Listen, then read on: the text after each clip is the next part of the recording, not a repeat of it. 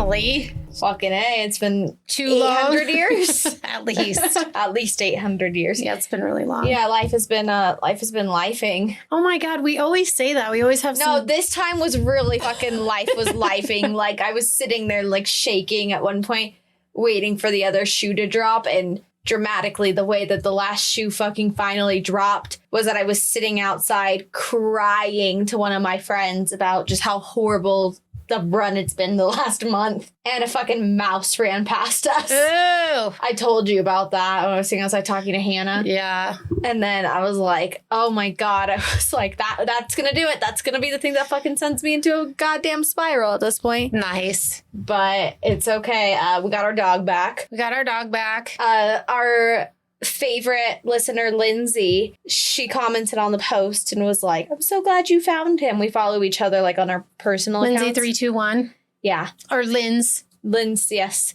The one who sent in the case request for the Sifrits. Yes. Yeah. Yeah. I was just clarifying since we have a couple of Lindsays. Not Lulu. No, she commented on, well, obviously, Lindsay, my best friend, was there helping us look for Groot. Our dog went missing. Our dog got lost by someone who we trusted to walk our dogs. And we're actually considering doing an episode about this. So let us know if you'd like to listen to an episode about this. But the skinny of it is he lost our dog, didn't come back to help us look for him. On the side of a mountain. On the side of a mountain with no cell reception or hardly any. We have Verizon, so Verizon doesn't fucking work up there. And we spent 5 days and 4 nights camped out trying to get him back. Yeah. And we did. We got him back. Yeah, an amazing team. That's what I'm saying. Like, it was disturbing. And so if you guys want to hear it, just let us know. It's just been the craziest fucking month of my life. And then, I don't know, I tasted every color of the human emotion. Yeah, Daphne got the flu. So she was super sick last week when we were trying to get ready to record. And then this week, then I got the flu. And I went back to school. Yeah, it's like every time we're like, okay, now we're ready. And then it's like, oh, wait. Psych. Something else just happened. So basically at this point it's just a passion project for the two of us. Oh my God, we're going to try so hard. We are, but that's what I'm saying. It's a passion project. That's why we need to call it that. Because then it's like we'll put more time into it if we know it's a passion project. Yeah, well, it doesn't ever feel like work. It's just like trying to work it in when all the fucking other shit happens. All the other BS is going down. Yep. So anyway, yeah, let us know if you guys want to hear, because our podcast is called That's Disturbing, as you know, and the whole fucking thing that happened is pretty fucking disturbing. The whole thing that happened is but also kind of exciting as you follow the story and you know that it had a good outcome. If it didn't have a good outcome, it wouldn't have been exciting. But since it did have a good outcome, it was kind of like Groot's story. Yeah. Okay, don't give any more details in case people want to know. No, I'm just going to say inquiring minds might want to know. I'm glad that we got him back. And my point to Lindsay, our follower, that we follow each other personally. So she knew what was going on while it was happening. Because I'm pretty sure she's the only one that actually cares to listen. We have like 3 people.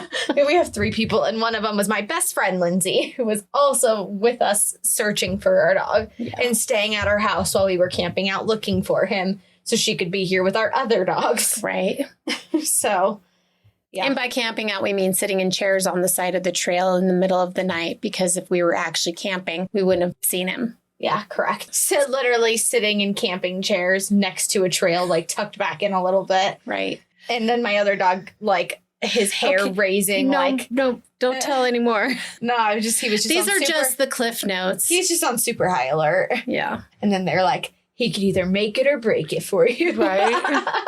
Anyway, Groot's the victim. Bruno's the hero, because Bruno was out there breaking his back looking for him. Yes. My little bear man. Yeah. He's so good. Okay. Except for when he quit walking and then I had to carry him for half a mile and he weighs like 40 pounds. Over your shoulder like a sack of potatoes. Right. We can post all these pictures on the gram in case anybody's actually fucking curious. Please leave us a comment. Shit. All right. Well, what's your disturbing fact? Disturbing fact. Okay. So friend Hannah that I was just telling you about, that I was crying with, that I saw the mouse. Mm-hmm. Well, when I couldn't sleep last night, because the other thing that's happening is I'm having a really bad fit of my insomnia right now. That, like, I have a tolerance to my medication that I take for my insomnia happening, and so it's not working for me, and it's just all fucking bad right now, not sleeping. So anyway, last night I'm laying wide awake on Instagram, at like 1 a.m. scrolling. And my friend Hannah posted this thing, and I got curious and I got researching on it. And so I decided to bring it forward today, and we're going to need to pause it really quickly. Okay, sorry about that. Had to make sure we were recording to the microphones, not to the computer microphone, which on my computer doesn't even work. Yeah. I have to use our original shitty sounding microphone, the singular, not microphone, singular microphone, when I have meetings and such and need to be on my computer and like get on Zoom and, you know, have conversations and stuff. I have to use the original microphone because my computer microphone is legitimately broken. Any hoodles. Okay, disturbing fact. Scrolling on Instagram, saw my friend posted this thing, got curious, did some research. So there is a place in Poland that is called the Crooked Forest, and no one knows why it is the way it is. It's a series of about 400 pine trees that were planted in the 1930s. Mm-hmm. And they grew from the base of the trees. They grew with a 90-degree sharp bend northward and then curved back to grow straight up into the sky. They're funky looking. I'll show you a picture here. So do they grow at like 90-degree angles?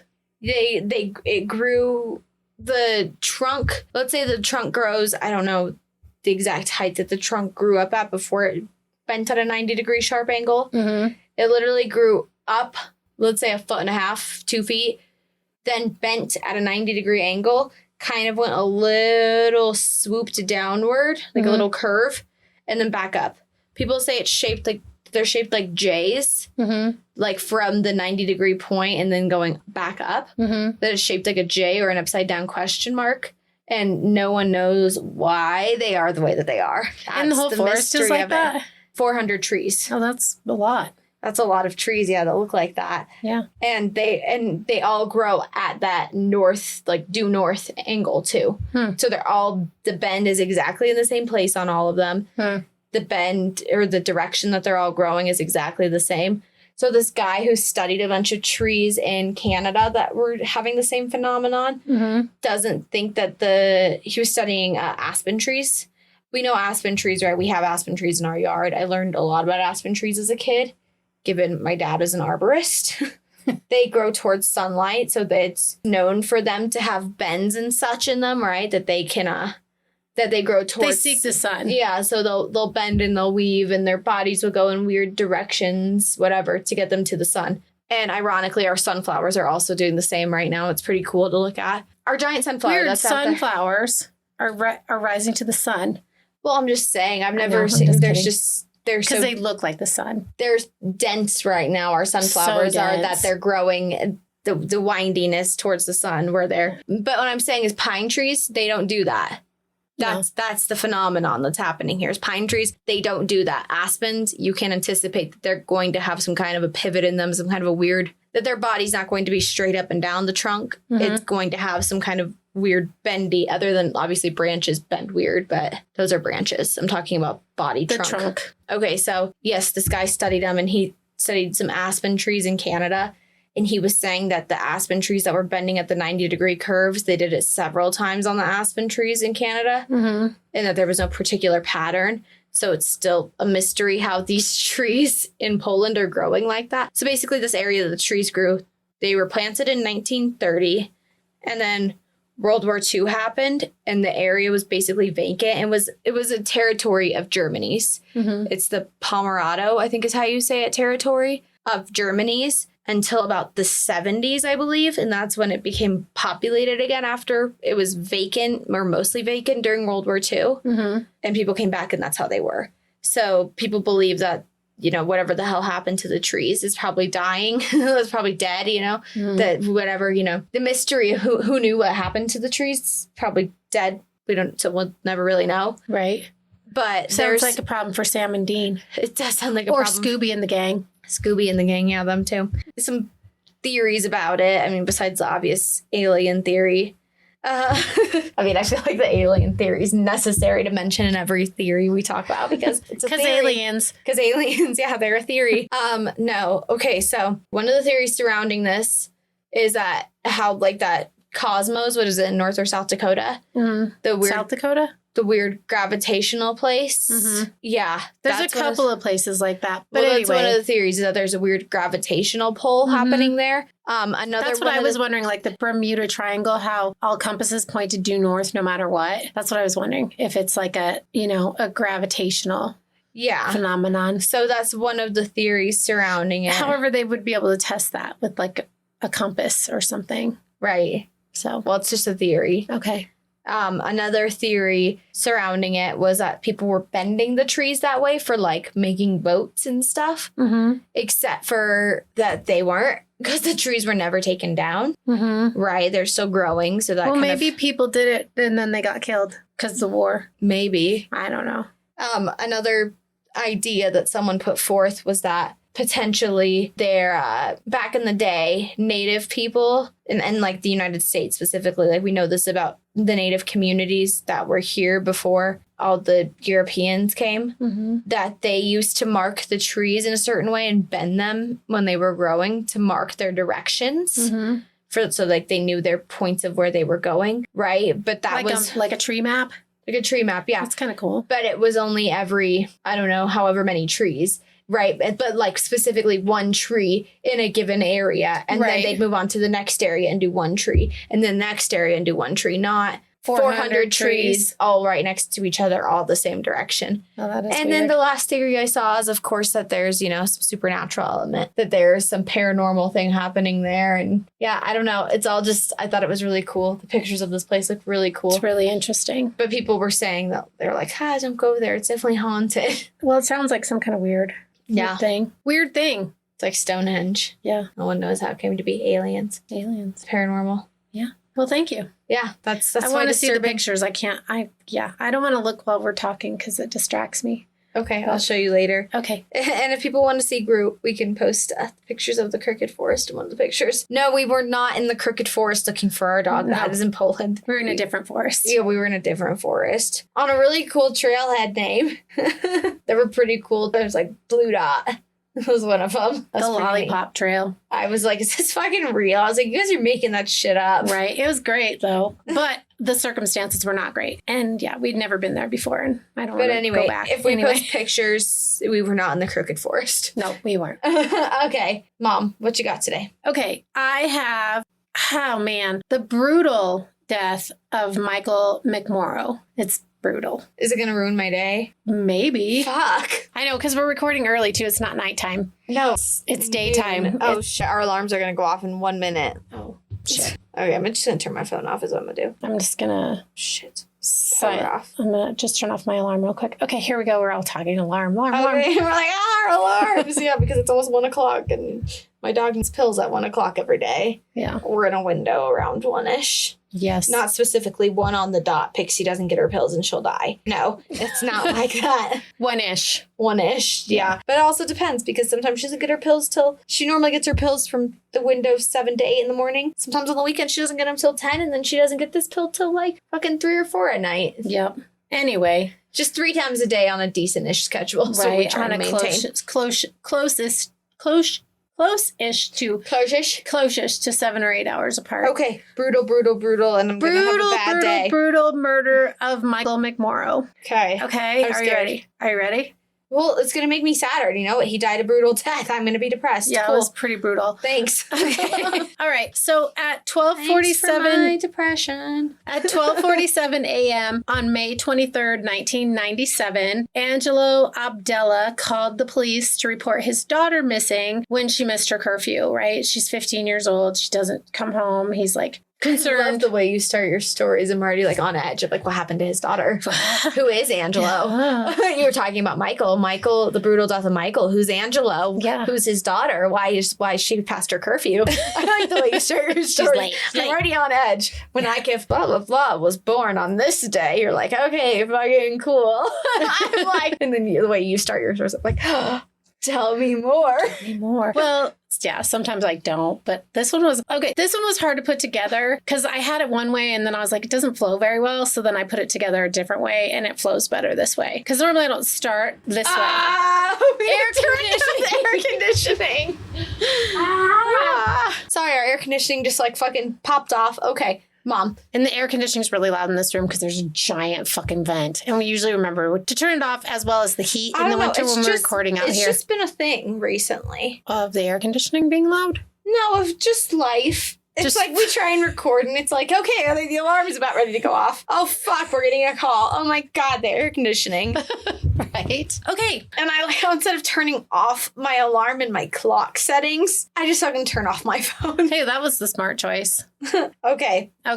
Sorry. Angelo's daughter's missing on the night of May 23rd in 1997. Yes, you were paying attention. Yes. Okay, all right. So when police arrived at the Majestic Apartments on Central Park West, which is a really affluent area of New York, Central Park West. I was just going to say, is that New York? New York City. Okay, so it's a super bougie building.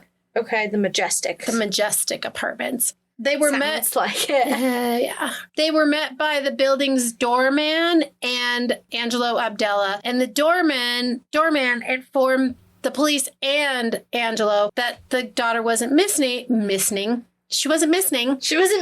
Or what she wasn't missing either. And she was get lost on a trail. Aw. She was just in the utility closet, oh my God.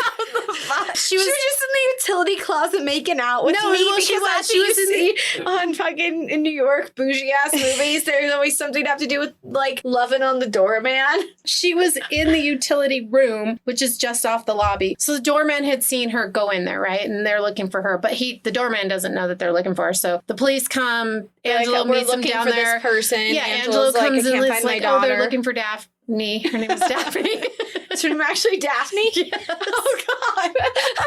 And the doorman's like, no, wait, she's not missing. She's in the utility room just off the lobby. Fucking Daphne.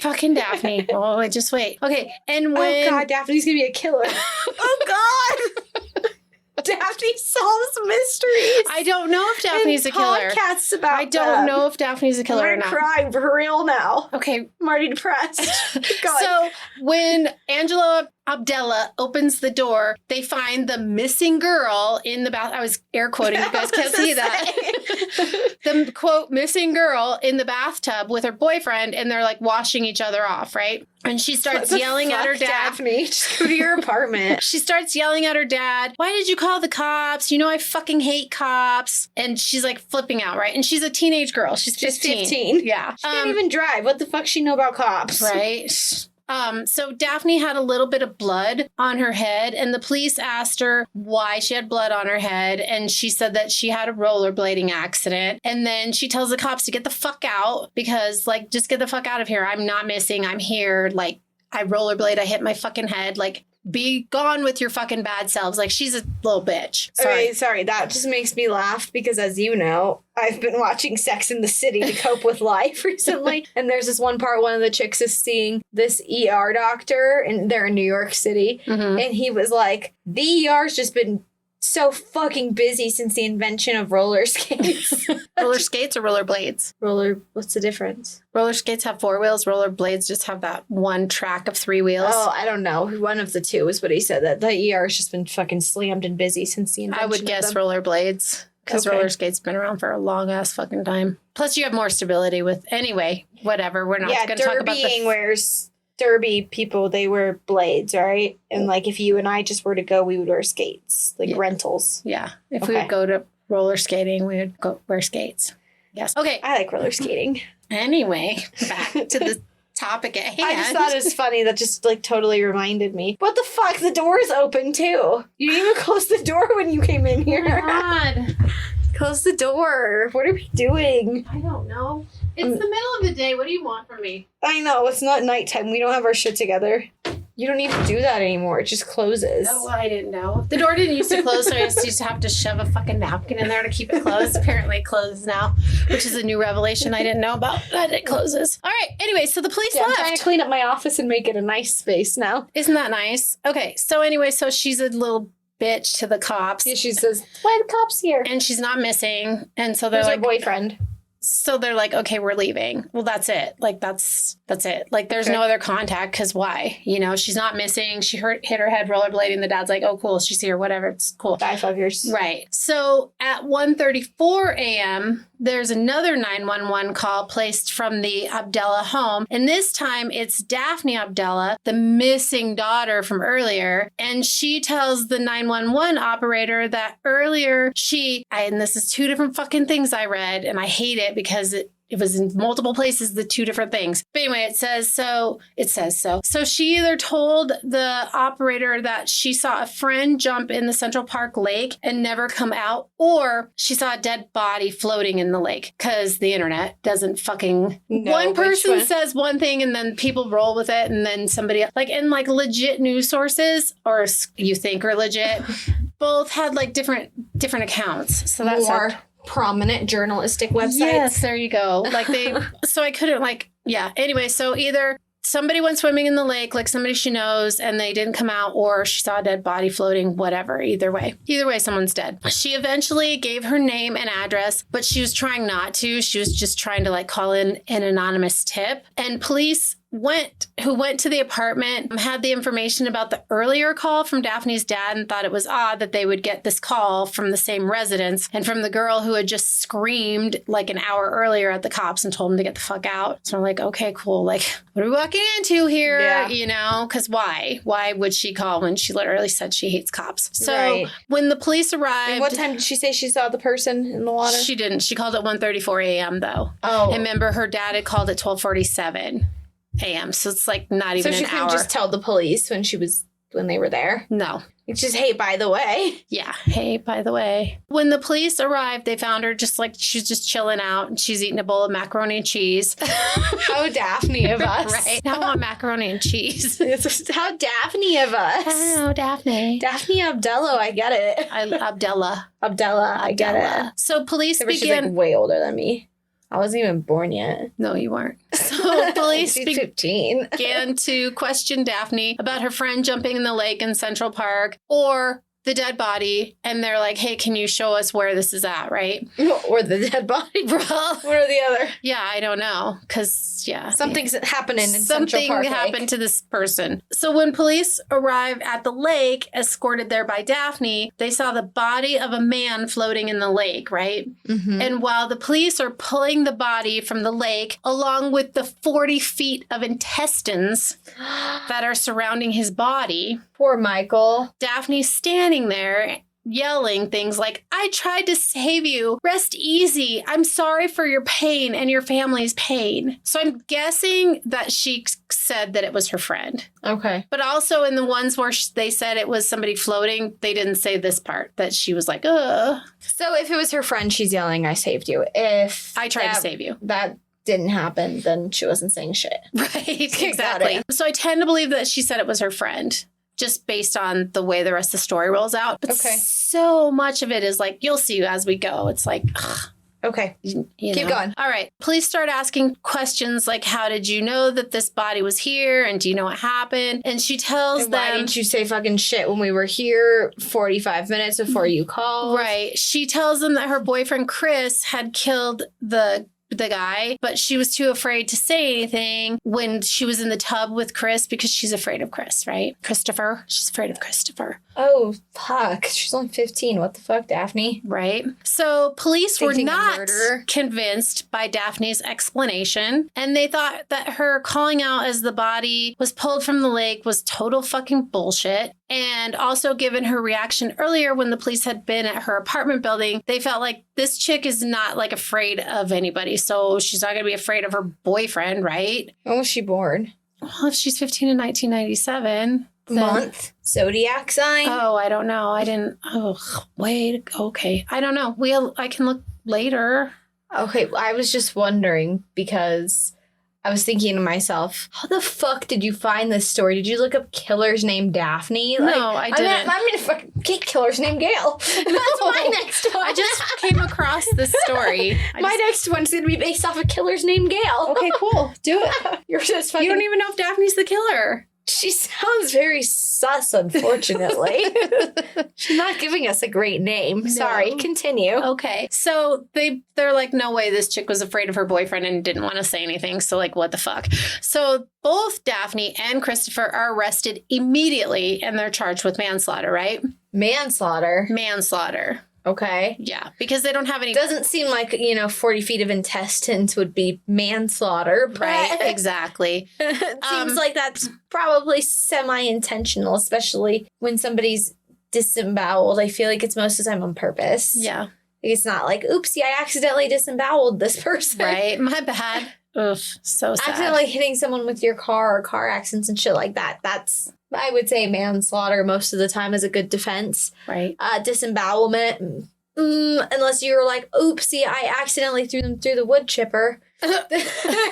Not quite. Okay. Anyway, sorry. Yeah. So they were arrested for manslaughter like that day, that night, whatever, like It right just away. seems quick to assume that it was manslaughter. They're just jumping. But that was what the charge was. So the police found a business card in the pocket of the man's clothes. Michael McMorrow was the man floating. Michael McMorrow was the man floating in the lake in Central Park, and he was known to his friends as Irish. He was a 44-year-old realtor who lived with and took care of his 80-year-old mother, not married, no kids, and he was described as a person who was kind and he helped friends when needed and stuff. But he was also described as a person who had an alcohol problem. And unfortunately, this would be his demise, the alcohol problem. Oh, Yeah. sucks. It does suck. And also, wrong place, wrong time. It's all just coming full circle. Spent a lot of this last week thinking about Elvis, too. Daphne Abdella was adopted as an infant by a very wealthy family after, again, either her birth parents were killed in a car crash or murdered. Two different things, internet. Okay. I'm like, dude, why can't... And you can't corroborate either one because, that's all there is, Yeah. Anyway, she doesn't have birth parents. She gets adopted, right? And her adoptive father, Angelo Abdella. God, Gail, get it together. It's noon or 1. What's the problem with you? Okay. Her adoptive father was a high-level executive at CPC International, which is a food conglomerate company that owns brands like Entenmann's and Best Foods. Oh, Best Foods, I know that one. Entenmann's, like the donuts and the coffee cakes and stuff. Like the white box with the blue writing on it. We don't get them very often. I'm trying to picture. Okay, but anyway. Her adoptive mother, Catherine, was a French model, and she grew up very privileged, and she was a model child until she hit her teen years when she became rebellious, started acting out, using alcohol and drugs, and she was hostile towards her parents. And at one point, her father had even taken a restraining order out on her. Jeez, okay. Yeah, she sounds like a dream. Sounds like the dream Daphne. Yeah. Christopher Vasquez, her boyfriend, was from a family of modest means. His parents are divorced. He's not obviously from a wealthy family like Daphne. He's not from a bad part of town, but he's not from a rich part of town. He lives right on the edge of Spanish Harlem. So not a bad part of town, not slums, but not money. Okay. Right. And he was a Boy Scout who lived next door to the church where he was an altar boy. And he was described as a nerdy looking kid with glasses. And he had not very many friends. And he was teased for being small because kids are dicks. And he was thin. And as a result of being teased, he had an anxiety disorder. And he was also diagnosed as being clinically depressed. And I said he wore glasses, right? Yeah. I was just thinking to myself. And kids are dicks. So he's nerdy looking, he's thin, he's small, he wears glasses. I was just thinking to myself, I don't understand how people constitute the nerdy looking thing. Right. There's just descriptions of people that, I don't understand. What classifies somebody as being nerdy? Yeah, right. Just because he wears glasses doesn't mean he's a nerd. Right. Baby. Well, now fucking people wear glasses without lenses to be cool. Or right. there's the clear lenses or whatever. Yeah, I wear glasses all the time and I don't need glasses. But I do wear them as want to look like a nerd. That's because I wear them as blue light blockers. Yeah, Daphne wears her blue blockers. Because I'm so nerdy. So sorry. That's okay. I was just thinking that. I was what constitutes a nerdy looking person? Yeah, I was thinking that's just such a vague description or a dumb generalization. Yeah, and it's not if you would ever look at somebody and go, you look like a nerd. You look like a nerdy person, you know? Yes, you would. Like, If you're a kid, you would. That's just the way that people describe others, you know? It's not like... Well, it said he was described as a nerdy looking kid, but also they probably fucking did because he was suffered from weird. anxiety and he was clinically diagnosed as being depressed or diagnosed as clinically depressed. It's just weird in my brain. I'm sorry. So he was fucked up by other kids because he didn't look like, you know, fucking Fabio or fucking Arnold Schwarzenegger or I something. don't think any 9-year-old should look like Fabio. He's not 9. He's 15. But you said when he was a kid. Well, I guess he was a kid when he was 15. Still a kid, but... So anyway, his parents worked hard to put him in an exclusive private school. But Christopher, being like a teenage boy, trying to prove himself and stuff, you know, and not be nerdy. not be like an outcast, tried to prove his toughness by joining a gang. And he started like ditching school and getting into fights and stuff. And, you know, like the people who... The start of the story is giving like parallels, but not necessarily to Sid Vicious. Of like just the nerdy kind of upbringing and then trying but Sid Vicious was like never good and went to school and shit. He was like fucked up from the get-go. Well, his mom made him fucked up. Right. This kid's parents tried for him and then he decided to be fucked up. Exactly. That was the parallel in my brain. The like just described younger as like the visual that you get when you were describing Sid Vicious and then this kid. Okay. Well, that makes sense. And I think in the beginning of Sid Vicious, he was like going to school and stuff. And then his mom all fucked him up and then he just started being bad. Yeah. But anyway, back to Daphne and Christopher. Sorry. That's okay. So they're both obsessed, Daphne and Christopher, both obsessed with rollerblading. And they met while they were rollerblading in Central Park and they became fast friends. And Daphne, being the little bitch that she sounds like in the beginning, sorry, Daphne's like got her face like, it's not you. I'm not saying you. I'm just saying when anyone mentions my name, I take it personally. I'm sorry. Because I have a relatively uncommon name that when people mention my name, it's like personal. Okay, well, it's like if you talk shit about another Daphne, that's a personal attack on me. It's not, because you're nothing like this Daphne. I'm nothing. I've never even seen you fucking put on rollerblades. I might not be anything like this Daphne, but I embody the spirit of the name Daphne. You do. You are a Daphne. This girl's not a Daphne. This girl's a bitchy. Yeah, she's something else. I don't know. Oh, yeah. Okay. Anyway, so Daphne, as I said, she was like a little bitch. She's manipulative and she like is picking up on Christopher and how he's like weak and vulnerable and that she's a Regina George. Yeah. And that he was seeking friendship and acceptance. And so they're like buddies and then they're dating, right? They're kind of dating. And Daphne like torments Christopher by flirting with other boys and just like she's just manipulating him to like draw him in even more, you know, right? And so she was just horrible. She doesn't sound like a good person. We don't claim her. No, she's not. I said she's not a Daphne, but unfortunately that was her name. But she's not a Daphne. She was his first girlfriend and one of his only friends. Daphne just keeps Google having this look search on her history. Filler's name Daphne. I didn't. I just came across it. I'm sorry. I knew it was going to be drama, but I wanted to tell the story. So the pair were always together. See, if you give this one to me to tell, I would be like, and then I did this. No, you didn't. I did that. You didn't do any of these bad things. You've done your share of things that weren't so awesome, but you've never done anything like this. And again, I've never seen you rollerblade, so nothing like this. Nor have I ever even been to New York. So Central Park's so beautiful. Anywho, I know I want to go. We're gonna get back to the story. Okay, sorry. That's okay. The pair was always together, and they were always getting into trouble together. And they would sneak cigarettes and alcohol. They used drugs. Like they were staying out, obviously past curfew. Like they're fucking up left, right, and center, right? Daphne had a severe alcohol problem and even began attending AA. And after she was expelled from her private school, her parents put her into an alcoholic rehab. And in spite of that, she and Christopher would go to Strawberry Fields, an area in Central Park, and hang out and smoke and drink. And according to her friends, they said that her temper seemed to get worse and she would act like she was from a bad part of town and she would flash money to get detention. And basically she started losing all of her friends because like they're like, yeah, we're cool. We don't want to hang out with you. Like her friends tried to avoid her because she was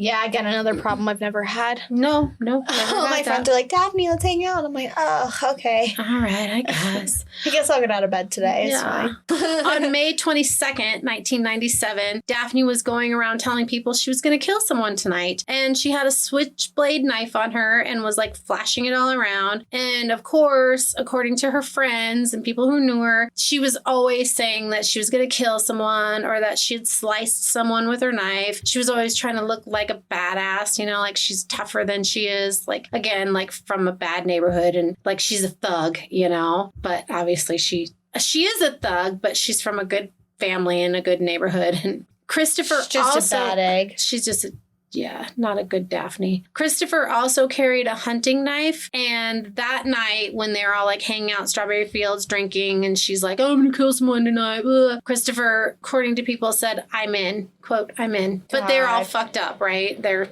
drunk. From what police were able to piece together, they were hanging out in Strawberry Fields, smoking and drinking with a group of people. And Michael McMorrow, who Daphne knew in passing from AA. Smoking what? Devil's lettuce? Just a smoking. Cigarettes? Smoking and drinking. Cigarettes, because it said they stole cigarettes, but they could be smoking weed. I don't know. Just says they're smoking and drinking. In this bitch's case, it's the devil's lettuce. Yeah, I'm sure. Well, and it was like I said, this is what police were able to piece together. Not the good marijuanas. Not the goods. Not the sassy, classy weed, but the devil's lettuce. Yeah, exactly. All right.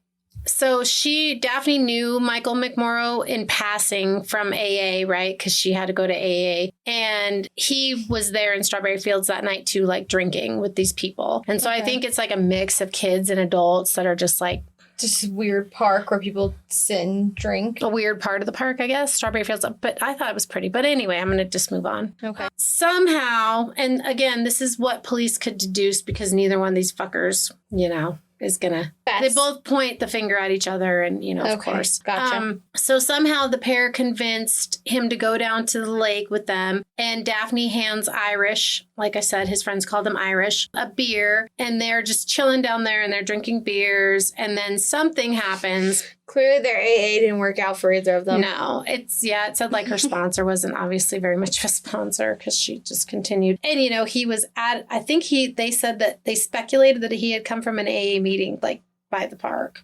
Uh-huh. I know, right? It's like, dude, should have just stuck with that night. Addiction's hard, though. It is so hard. Because it's addiction. Well, it's a real disease. It's hard. It's a struggle. It is. Okay, so they're It's an uphill battle. chilling down there drinking beers, and something happened, like, don't know what. Okay. Prompting the teens to start stabbing Irish with their knives. His throat was slit, his hands... I told you she's a killer. I could feel it the second you introduced her. I was like, she's bad. She's a bad Daphne. She's bad Daphne. His throat was slit and his hands and nose were almost completely severed from his body. And by the time they were finished with the attack, he had been stabbed over 30 times. One place said 38 times. One place said 50 times. So I'm just going to go with over 30 times, right? Okay. So anyway, like I said, he was super fucked up. And then obviously he's eviscerated, disemboweled. His abdomen was cut. I said, it doesn't sound like fucking manslaughter. No. It sounds like an attack that is, like you said, brutal attack. It doesn't sound like, but when you said the second you said manslaughter to me, where my brain goes when I hear manslaughter is it was an accident. It's sometimes even a purposeful accident. Like you intentionally, when you drink and drive, you intentionally fucking get in your vehicle knowing that something bad could happen, right? Mm-hmm. Therefore, that's where it gets a little gray with manslaughter. But yeah, most of the time manslaughter is like, I accidentally killed someone. Right. It wasn't intentional. It wasn't on purpose. Well, and maybe they were charged with murder, but I don't know. At first, they were charged with manslaughter. Yeah. Okay. Yeah. Well, yeah, just when you say that to me, and given the fact that this person is sorry, again, mind the construction, please. We don't want to have to keep pausing, but there's work happening outside of our house and in our neighborhood, so just please mind it. And we can hear it happening right now. So, but we keep having to stop, so we're just gonna keep going. Because we got a hair appointment. Yeah, we has a hair appointment, and an hour and a half. Yeah. I'm getting my hair done for the first time in 4 years. Yeah. Pretty fucking crazy. AV animal scene a little bit. Anyway, no, when you said manslaughter, that's where my brain went, right? But clearly the circumstances of the way that this guy was found, that Irish was found, was just so fucking clearly not manslaughter. Right. It was brutal. Brutal. It's like, brutal. sorry, I accidentally threw you in my wood chipper. Like, My no. bad. So again, he's eviscerated. His abdomen is wide open. Right, and she just has a fucking switchblade that she's doing all this with, and he has a hunting knife. He has a hunting knife, yeah. Yeah, still hunting knives are used for hunting and disemboweling like deer and stuff. I don't know. Whenever I think about shit like this happening in real life, or when you hear about this, you hear about like butcher's knives and like what's the word I'm looking for? Not a katana. What's a machete? Like a machete doing these kinds of things. So, okay, sorry, we did pause for some chit-chatting. Continue with where you were at, Mom. Not our chit-chatting. Chit-chatting. It wasn't us. No, the construction chit-chatting. Yeah. But, also, while we were paused, we looked up her birthday. She is a Taurus. She was born on May 20th? May 18th. May 18th. Yep. Sorry. Back to it. So they fucked him up and they cut him open and spilled his intestines They did out. it on purpose. This was a very fucking intentionally brutal, mean, evil crime. Murder. Yes. Murder. And then they dragged him into the lake. And obviously they're hoping that like he'll sink because they've disemboweled him, you know? I think that was the thinking. Okay, I'm sorry. I want to backtrack to something really quickly. Mm-hmm. I told you about this, but I wanted to mention it on here. This podcast I've been listening to, I've been watching Pretty Little Liars, and then it popped up one day on like my YouTube feed to watch a podcast for it. It's the chicks who played Jenna and Paige in real life, like their own podcast. But at the end, it's called Pretty Little Liars True Crime Podcast. It's really good. They like kind of recap the episode, talk about behind the scenes, talk about their own lives. But then at the end of every episode, they talk to Joseph Scott Morgan, and he's a investigator and a forensic investigator, I believe, is what his title. But anyway, he's been on like TV and stuff. He's very well known in his field and what he does, and is a badass. Anyway, I think when I was talking about the manslaughter thing, something that he said in one episode that just like really stuck out to me, and I know I've already said this to you, is he was saying that he likes the word homicide over murder. Like when you're talking about the death of someone. Mm-hmm. This is just interesting, and just like my brain just went to it. Sorry, when we were just talking about when you just said murder and versus the whole them being charged with manslaughter in the beginning of it. Mm-hmm. Because homicide, like the manslaughter argument, is not always intentional. Murder's always intentional, but a homicide is just someone dies at the hands of someone else, right? Right. Whether manslaughter or murder, it's the homicide is the umbrella term. Gotcha. And I just want to talk about that. That's something that I've just thought about a lot recently listening to that podcast. I really like it. You should listen to it. I mean, I don't think you care about their own lives and the behind the scenes stuff, so but it's just interesting. skip to the end. Yeah, you just skip to the end, and it's good. I mean, they're like, when they talk to him, it's only like maximum 20 minutes at the end of every episode. Gotcha.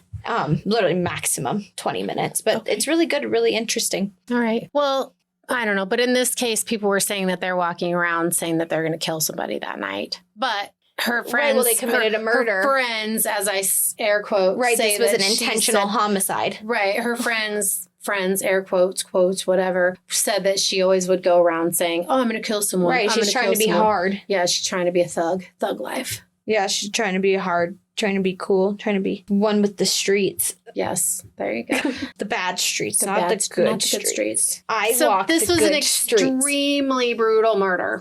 Extremely brutal. Fucking shit. He had his intestines were fucking spewed out of him. Yeah. Of course it was intense. You know how hard it would be to get your intestines to actually have fucking 40 feet of them outside of your body? Mm-hmm. Because they're all attached to each other. Mm-hmm. I know how intestines work. Well, I'm just saying, like, they're all attached to each other. Yeah. There's like, what is it? The like silver skin that like if you eat steak that it has. Fascia. Yeah, fascia that attaches all of your intestines to one another, even though they are in this 40 plus however many feet rope, hose, whatever you want to describe it as. Tube. Yeah, tube. Yeah, they literally, yeah, I don't know. I'm sorry. A lot of work. Proceed. A lot of effort. Yeah. A lot of brutality. A lot of anger. Yeah. A lot of anger. You fucking ripped into this person with a knife intentionally, brutally, viciously. I think vicious is a good word for it. Vicious is a good word. Violently. Yeah. You have a lot of issues, and I don't claim you, Daphne. Right. Daphne tried to convince the police that she was an innocent bystander and that it was all Christopher. But then she slipped. And this is like through a succession of interviews with the police, right? Okay. Where she's like, keeps saying, oh, no, it wasn't me. It wasn't me. And then like at one point, the police bring her back in and they're like, well, can you explain like how this might have happened? And like, when did Christopher do this? And they're like showing her like some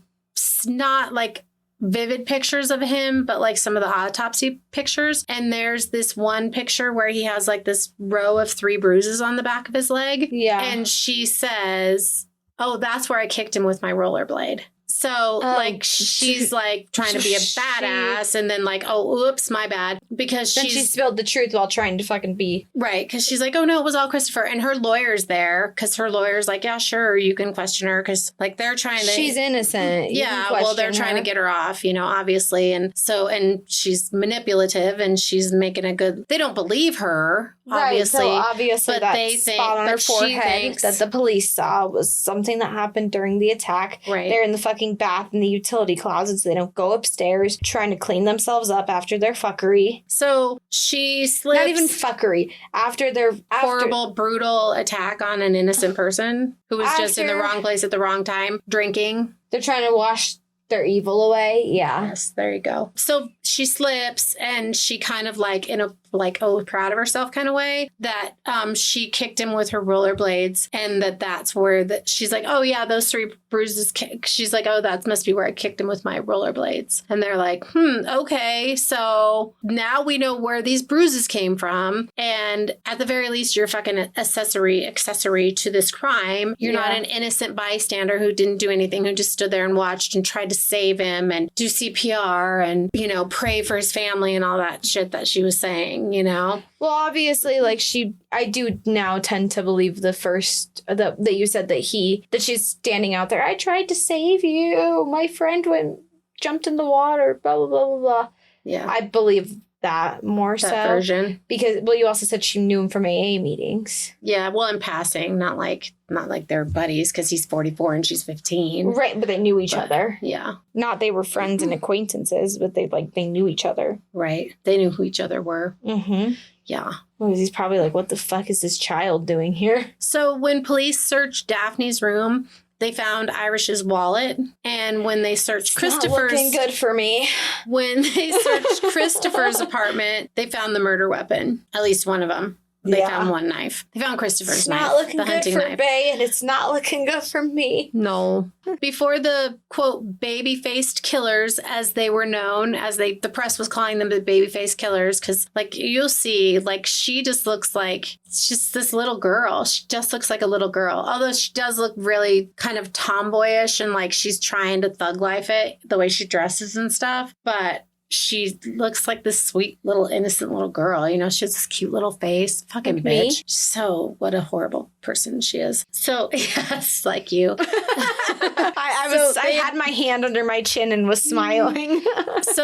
So before they go to trial, the babyface killers, there's all this back and forth, you know, about what the charges are going to be. And the DA is kind of scared to charge him with murder because he doesn't think that a jury will convict them of murder because they're 15 at the time of the crime, right? Okay. But the lawyers are like going back and forth about what's going to happen. So on March 11th, 1998, Daphne Abdella agreed to a plea deal and she pled guilty to manslaughter in the first degree. And her plea deal did not require her to testify against Christopher because she had invoked her Fifth Amendment right, which is the right not to self-incriminate. So Daphne was only sentenced to 3 to 10 years because she was only 15 years old at the time of the murder. Yep. The fuck, Daphne? Yep. Because she was only 15. Giving us a bad name. Yeah. 3 to 10 years. Fucking Daphne. Mm-hmm. And I know you say that all the time. Fucking Daphne. Fucking Daphne. Now I'm saying fucking Daphne. So she didn't go to trial. because she made this plea She deal. got sentenced, yeah. Yeah, she made a plea deal and got sentenced. And both of them are pointing the finger at each other, and neither one of them are going to testify against each other. Spider-Man meme. Yes. And so nobody knows who actually delivered the fatal wounds or who actually did the disemboweling. My money's on her. She sounds like she's really fucked up, and he's fucked up in a different way. I hope my sigh came through. But no doubt, Disappointed. no matter what, they're both involved. They both have a responsibility in this, you know? So, and I think, just from what I could gather, I think that Christopher's lawyers thought that they could get a not guilty verdict based on his mental health. And so when he thought he was being influenced and being right, and that she was directing, that she was manipulative. She was the mastermind. Yeah, thank you. She was the mastermind. He was the accessory. Thank you. Yes, exactly. So I think, again, they thought that they would be able to get him off, and he was charged with murder when they went on trial. You know, his lawyers were like trying to say that he was manipulated by Daphne and that she was the one doing it all. In no way, shape, or form is this like Gypsy Rose Blanchard, but I feel like the argument is the same. She was the mastermind, and then somebody else carried out the crime. Yeah,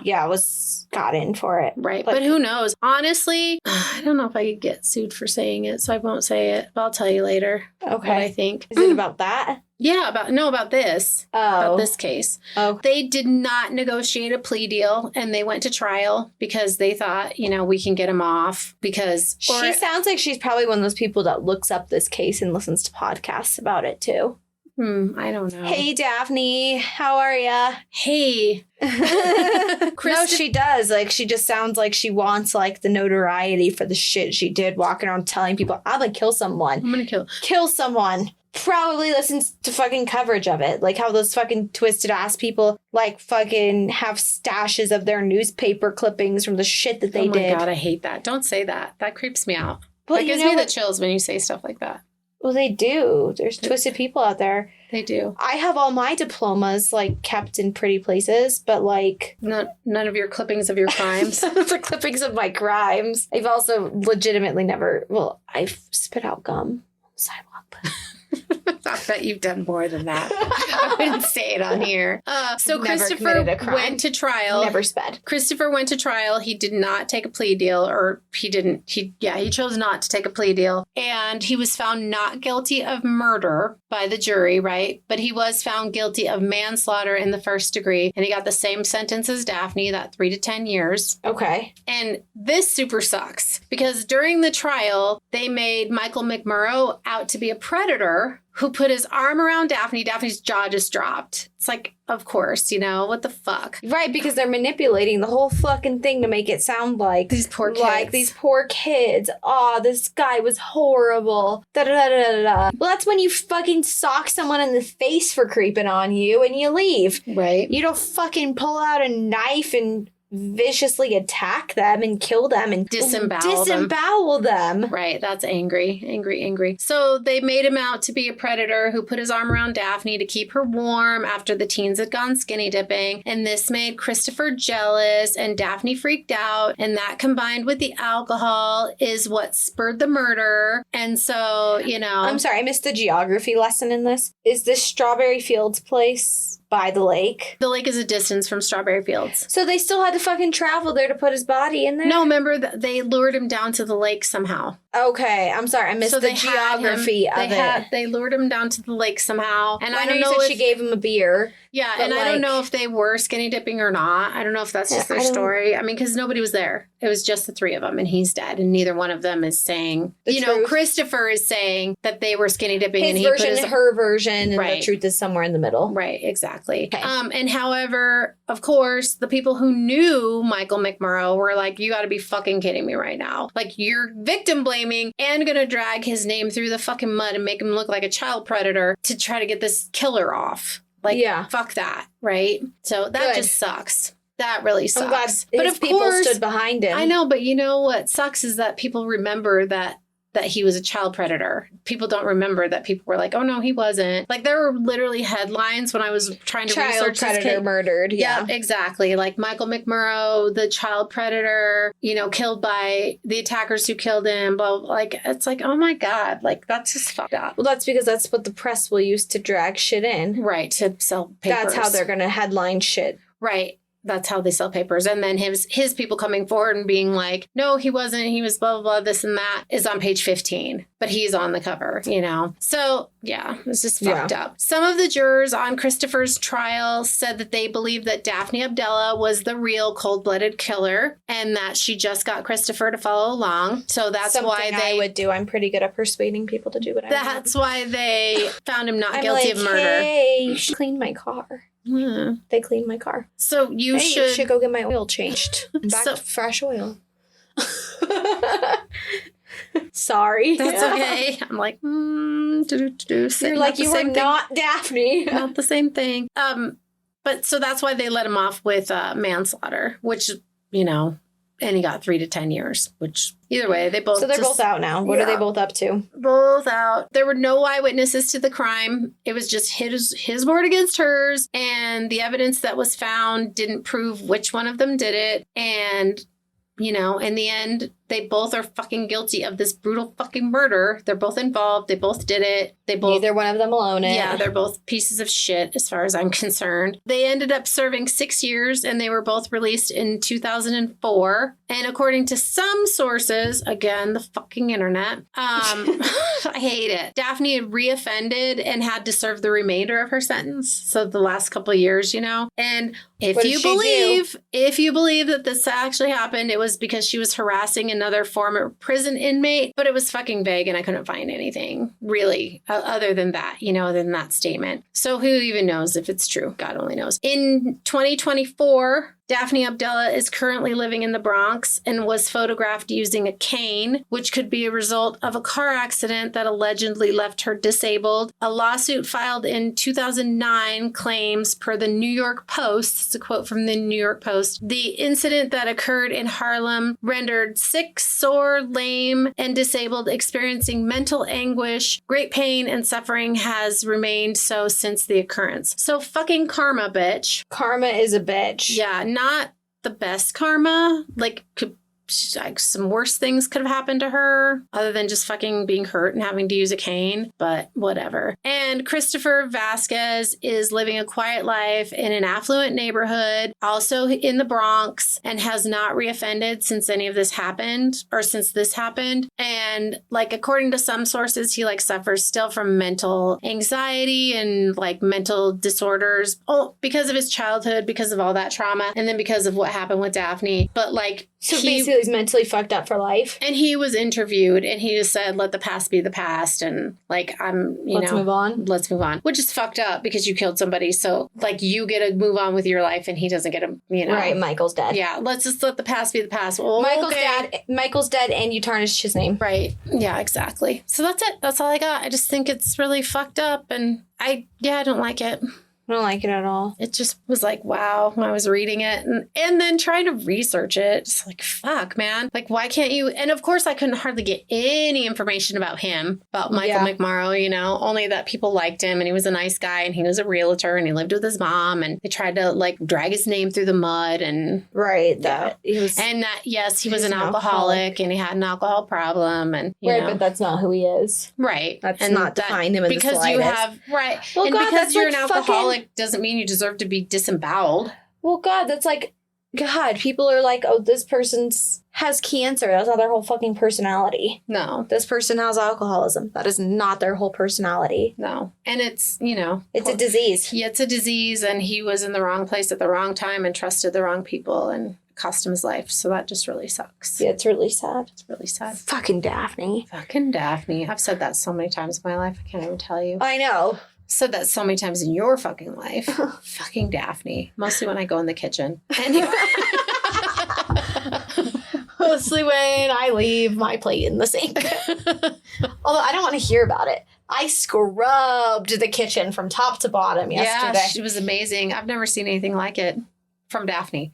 Fucking Daphne. From fucking Daphne. Daphne's never done shit like and that I was before. feeling like Although shit you're yesterday. sitting in my office right now, my beautiful, clean, It's nice lovely, and clean, put yes. together office. Beautiful. Yes. Nice and clean. Maybe Daphne's turning a new leaf. Or Fucking maybe not. Daphne is turning into fucking Daphne. Wow. Yeah. And it was weird yesterday because Daphne was all cleaning and doing all this shit. And I was cleaning and doing stuff, but I felt like complete and total fucking ass. I felt like complete and total fucking ass the day before. Yeah, and you the had day before that. flu that I was getting. And that I had last felt like week. so bad because I was And like I kept trying yelling to. at you until I was like, just sleep. Because this flu that I had was god awful. Like I was like my skin, my whole body was like painful to the touch. Like my whole body was like tender. And I think I also got bruised from the dogs when I was sick too. Like them walking on me and me literally crying for them to get off of me because I was in so much fucking pain. And yeah, I had a sore throat and then I was puking and my whole body was hurting and I was so tired. And the next morning after, like, I finally puked and purged whatever. But the other thing is I was starving. Like I felt like I had a cold because, you know, feed a cold, starve a fever. So I felt like I had a cold. So I was like eating. I was like, I could not feel full. I was so hungry and felt like shit. And then I'm puking. And then the next morning I have a fucking headache from hell. That's like fucking just sharp shooting pain stabbing me all over the place in my head. Like just forks everywhere. Like somebody's tenderizing my head with a meat tenderizer. Sorry, I'm laughing because. Yeah, no, that's headaches. why I kept yelling at you. I was like, you need to rest. I was like, that's one of the worst flus I have ever had. You need to rest. And did you? Kind of. Did you also argue with me? 100%. Well, I just feel bad because it's not normal for you to be the one busting your ass and me to be the one on the couch feeling like shit. So. Yeah. You make it sound like the norm, though. That's how I am. No, I don't mean that you're on the couch feeling like shit, but it's like normally if we're busting ass together, or I'm busting ass and you're just not home. Yeah. You know? That's valid. Right. Anyway, so yeah, not Well, you, fucking Daphne. I don't know how we got there, but anyway, you're not that fucking Daphne. No. You're a better fucking But I would Daphne like than to that. see your Google search history and how you came up with doing this. I can't tell you. It's a secret. Well, if you were on our secret. if you were, our other thing, Sabrina the Teenage Witch, she was like, ugh, you're watching Sabrina? Oh my God, you're so dumb. This show was so lame when it came out. Your dad and I watched like 2 episodes. Oh my God, I don't like this show. Well, that cat looks like a fucking puppet that went through a meat grinder. Season 4.5. And she's like, you better not watch it without me. I like it. It's funny. And she's like, are we going to go watch Sabrina? Yeah, we haven't finished the Gilmore Girls yet, but we're watching Sabrina. Because it's mindless and stupid, and after everything we've been through in the last couple of weeks. It's not stupid, it's hilarious. I need mindless it's and stupid. funny. Yesterday more there was dumb real than funny, fucking and stupid sometimes more shit dumb than happening. funny. I was eye rolling hard yesterday. It made me question why I wanted to watch it yesterday, to be honest with you. But Well, if that's how you feel, then I'll watch it by myself. no, you won't. There we go. There's my evidence. Armando, Dad, I hope you heard that. All right, let's go. Okay. All right. You can follow us on Instagram at That's Disturbing Podcast. Let us know if you want us to talk about in an episode. We could do a little quickie, the story of Groot and the disturbingness surrounding this and just all the fuckery involved. But it did have such a happy ending. Our boy is home and he's happy and we love him and I haven't let him go. And I just hold him and he holds my hand and we just love each other so much. Same. And I could also post the Crooked Forest there. And of course, we'll post fucking Daphne. Not this fucking Daphne. That fucking Daphne. Daphne A, not Daphne K. Yeah. You can send us a Gmail at our Gmail at that'sdisturbingpodcast.com. You can DM us. Oh, That's disturbingpodcast at gmail.com. What did I say? That's disturbingpodcast.com. That's so long gone. Oh, my bad. I don't know. That's Things a sore have happened, spot. right? That's a soft. Yeah, we're not going to bring it up. Yeah, you can follow us on the gram. Send us a case request. We love case requests. We want to know what you want to hear because sometimes we get into ruts of like, this is interesting. This is interesting. This is interesting. What do we do? But what do people like? And it seems like people like the Abigail Project. So Fucking weird, but that's okay. Okay, look, this is her. What is that haircut? God. She needed to get her hair done. But let me show you. This is her now. This is her now. I know. I looked on Facebook a few minutes ago to see if I could add her as a friend. You fucking did not. I couldn't find her, but that's what I found. Alrighty. The babyface butcher. 41 years old now, living in the Bronx. Yeah, she looks bad. She doesn't look great. Nope. No, she don't look great, but she look bad. Yep. All right, well, that's it. That's all we got. Oh my God, I can't wait till I'm 41 because you are in your 50s and you're hot as fuck. Ah, thank you. And I'm just Why going do you have to say I was in my 50s? That just hurts. Well, you're hot as fuck, so what does it matter? Okay, cool. I'm living my best life. You are living your best life. You're hot as fuck. And you're in the best shape of your life right now, too, so. Thanks. You know what? The last 10 years. Last 10 years, I've been in the best shape of my life. Yeah. Yeah. Maybe last 12 years. Yeah, so fuck it. You're hot and you're great and awesome. Thanks. And I can't wait to look like you one day. Awesome. Thanks. You look like me now, so that's cool. I do. I just look like the less hot version of you, but it's fine. Oh, whatever. She's fine. the less hot version of me. Whatever. That's so bullshit. All right. All right. Bye-bye. Bye.